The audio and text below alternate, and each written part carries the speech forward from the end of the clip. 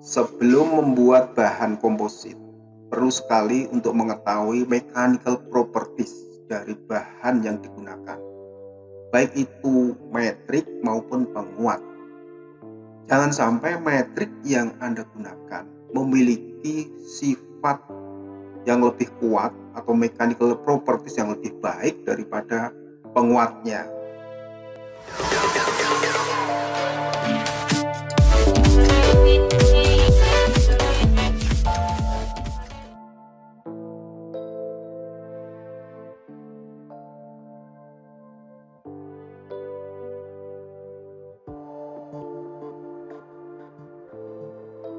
Bahan penyusun komposit ada dua jenis. Yang pertama adalah metrik, yang kedua adalah reinforcement atau penguat. Nah, kedua bahan ini harus dicari yang terbaik. Tidak bisa matrik A dengan matrik B, matrik A dengan penguat ini langsung dicampur tanpa mengetahui mechanical properties-nya terlebih dahulu. Untuk metrik merupakan bahan utama dari sebuah komposit yang akan ditingkatkan mechanical properties-nya dengan adanya bahan penguat atau reinforcement tersebut.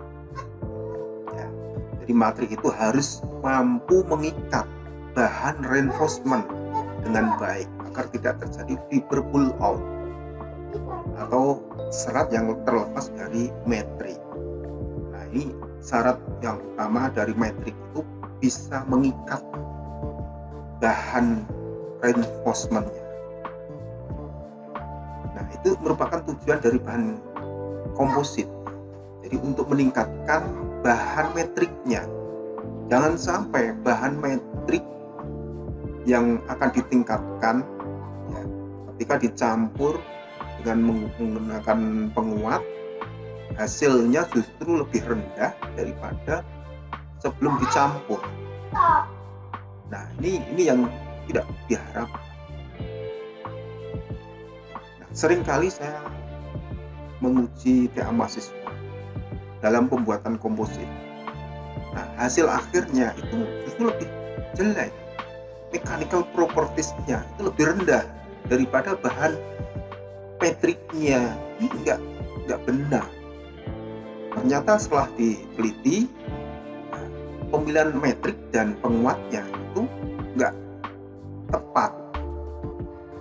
Jadi penguatnya itu justru memiliki mechanical properties yang lebih rendah daripada metriknya.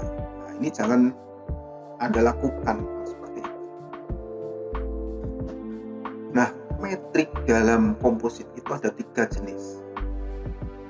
Anda bisa memilih salah satu, apakah dari bahan polimer, tapi kompositnya namanya PMC, Polymer Metric Composite.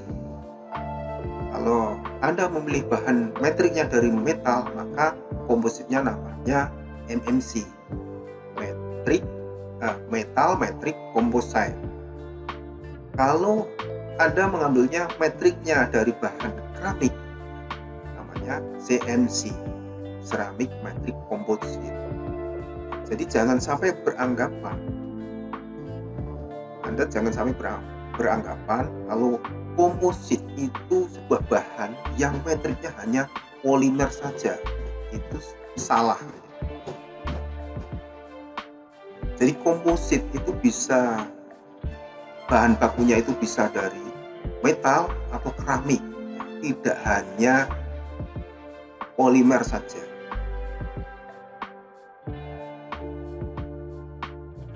Nah, kita ulas satu persatu. Yang pertama adalah bahan metrik dari polimer.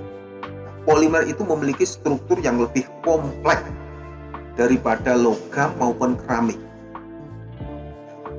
Kenapa memilih polimer? Karena harganya murah, lalu proses pembuatannya relatif lebih mudah.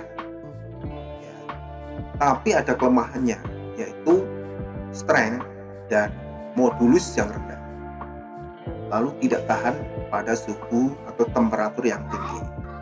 Ada 2 jenis polimer. Yang pertama adalah termoplastik, yaitu polimer ini akan mengalami lunak hingga leleh kalau dikenai pada temperatur yang tinggi. Nah, jadi termoplastik itu tidak tahan pada temperatur yang tinggi, dia akan meleleh. Jenisnya itu ada polyethylene, polystyrene, PMMA, itu jenisnya. Kalau secara konvensional ada nilon, polipropilin, termoplastik, polikarbonat, itu dari konvensional. Kalau yang H1 itu ada polyamid, polipropilin, keton, PEK, itu advance dari termoplastik. Yang jenis yang kedua dari polimer yaitu jenis termoset. Jadi kalau termoset itu bisa ditandai ya. Jadi kalau polimer itu dikenai panas itu tidak akan melunak dan tidak akan meleleh, namun akan langsung rusak dengan sendirinya. Langsung rusak. Jadi polimer ini bisa terbakar langsung menjadi arang dan rusak, nggak bisa ada ikatan lagi. Sebagai contohnya adalah dari jenis karet itu termoset. Nah, contohnya apa yang sering digunakan untuk pembuatan komposit yaitu resin epoksi, resin polyester, fenolik, polyamid, vinyl ester. Ini sering digunakan dalam pembuatan metrik pada komposit. Nah, ini merupakan mechanical properties. Jadi sebelum Anda memilih jenis metriknya, langkah pertama yang perlu Anda lakukan adalah mengetahui mechanical properties-nya, density-nya, strength-nya, modulusnya, Poisson ratio-nya, terus itu ada alpha, koefisien thermalnya, ini sangat penting.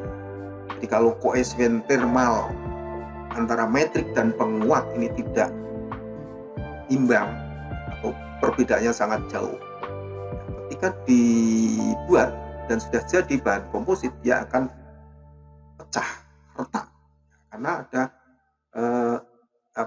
di situ di dalamnya ada residual stress yang menyebabkan dia akan hancur. Lalu corrosion rate, penyusutannya, temperaturnya, ini mechanical properties yang perlu Anda ketahui ketika akan membuat sebuah komposit. Metrik yang berikutnya adalah dari logam. Logam atau metal merupakan sebuah material teknik yang sangat populer digunakan di berbagai bidang. Ini sejak dulu seperti itu. Lalu berkembang bahan-bahan yang lain. Nah, material ini cukup kuat dan ulet ya. Dan juga logam ini memiliki sifat plastis yang cukup baik, sehingga bahan ini itu mudah untuk dibentuk menjadi berbagai bentuk dengan berbagai metode. Ini makanya logam ini sering digunakan di konstruksi karena proses pembuatannya yang mudah. Nah, untuk jenis logam, kalau logam itu kan merupakan kebanyakan berbentuk kristal. Ini adalah susunan kristal. Kristal ini memiliki ikatan yang kuat. Kalau dilihat dari kristalnya, maka logam ini ada 3 jenis. Yang pertama Fish Center Cubic atau FCC. Yang kedua BCC atau Body Center Cubic. Yang ketiga HCP, Hexagonal Closed-Packed. Ini dilihat dari material struktur kristalnya. Namun susunan kristal dari sebuah logam itu sulit sekali atau bahkan tidak ada yang sempurna. Susunan yang sempurna, teratur, mungkin itu tidak ada. Karena ketika proses produksi sebuah logam itu banyak sekali cacat-cacat yang muncul. Terjadi imperfection, itu sangat sering terjadi. Seperti contoh-contoh dari cacat logam seperti ini, ada point fake,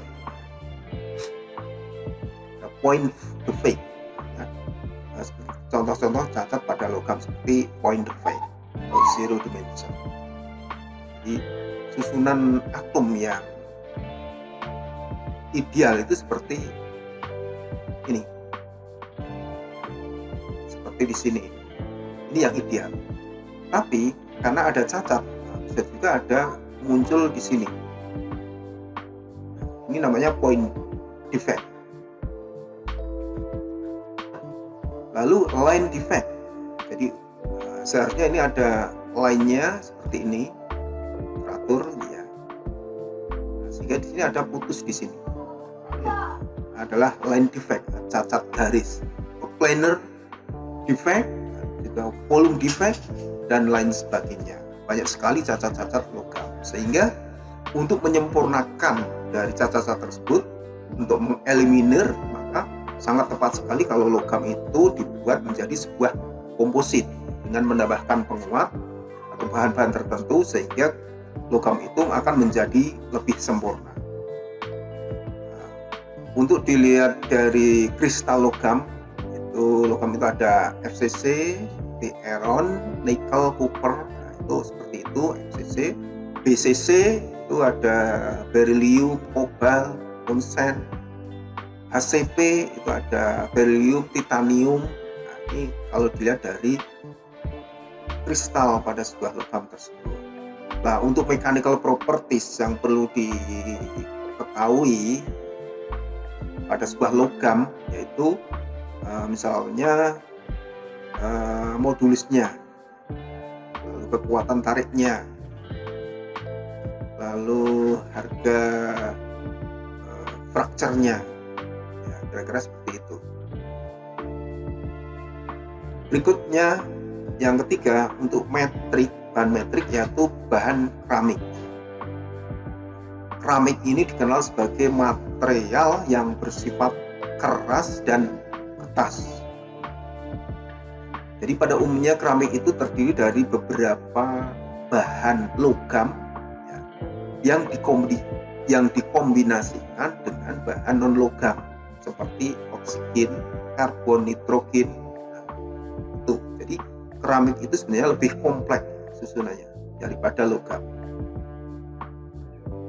Nah, kalau logam itu memiliki ikatan kuat kovalen dan ionic bonding. Jadi kalau pada keramik, terutama yang sudah berupa gelas gitu ya, itu juga memiliki sifat seperti logam.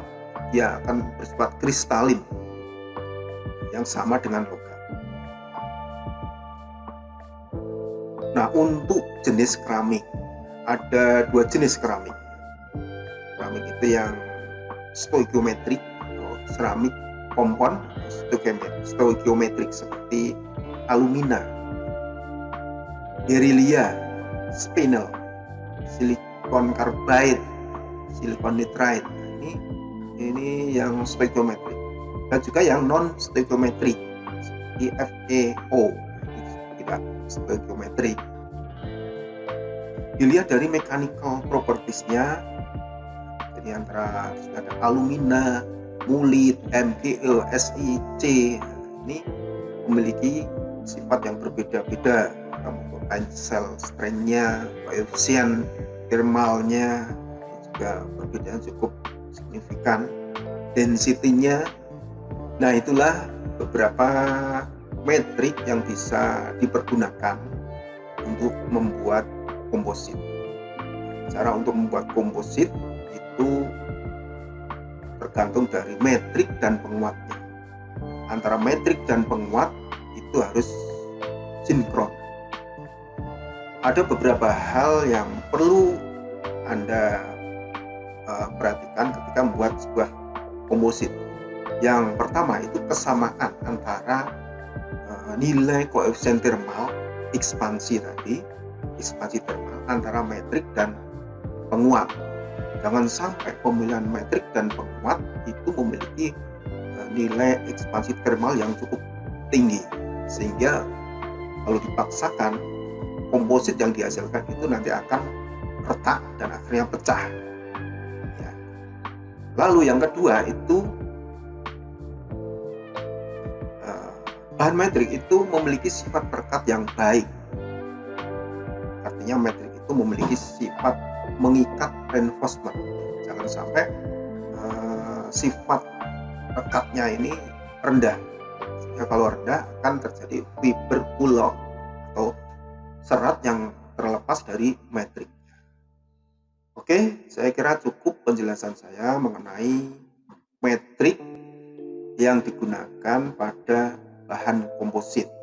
Jika ada pertanyaan, silahkan Anda bisa menuliskan di kolom komentar di bawah ini.